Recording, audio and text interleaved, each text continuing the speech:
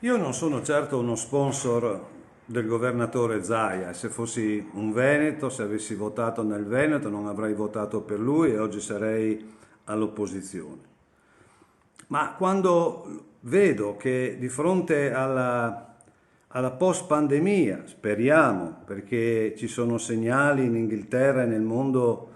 poco tranquillizzanti, mentre qui si parla soltanto se togliere o non togliere le mascherine all'aperto, ma dicevo, quando vedo il presidente Zaia attorniarsi delle migliori menti scientifiche, imprenditoriali, universitarie della propria regione per prefigurare il futuro post-Covid di questa regione, e lo confronto con, come dire, la limitatezza dell'orizzonte della nostra regione, del nostro presidente, che si accontenta o pare accontentarsi della folla applaudente che ogni giorno esalta le sue concessioni finanziarie e si accontenta di avere un assessore all'industria che per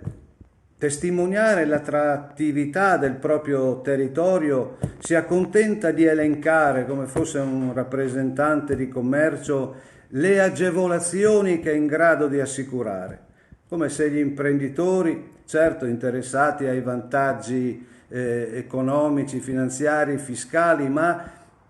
fossero attratti solo da questo e non da contenuti ben più importanti, evidenti a chiunque ormai si occupi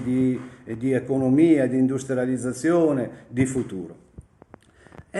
Confrontando queste due immagini non posso non verificare che noi non siamo affatto fortunati. Non abbiamo un presidente, forse perché non considera il suo attuale incarico come un incarico definitivo per lui, ma soltanto forse un passaggio. Lo vediamo interessato a questioni nazionali, lo vediamo immedesimarsi nelle politiche di volta in volta scelte da Salvini. Lo leggiamo meno come presidente della nostra regione e soprattutto come presidente che guarda avanti senza nascondersi i problemi, perché i problemi ci sono, perché quello che sta succedendo nel mondo,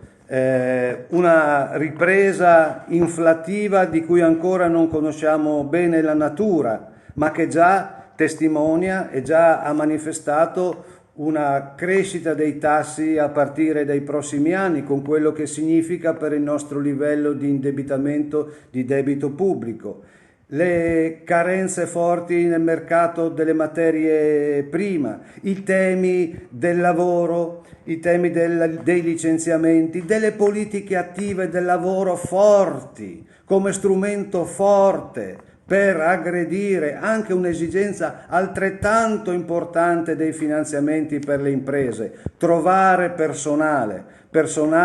capace, personale specializzato, un ambiente che offra un mix di qualità di vita, di legalità, di efficienza infrastrutturale. Questo è ciò che chiedono gli imprenditori, questo è quello che sarebbe bene Federica cercasse, anche con l'aiuto di chi, stando all'opposizione, non gli ha mai fatto mancare testimonianze di aiuto e di collaborazione. Se la questione è fare le cose bene e guardare il futuro, se fare campagna elettorale e accontentarsi dei peana e delle lodi quotidianamente lette sui quotidiani, vabbè, allora quello può farlo da solo.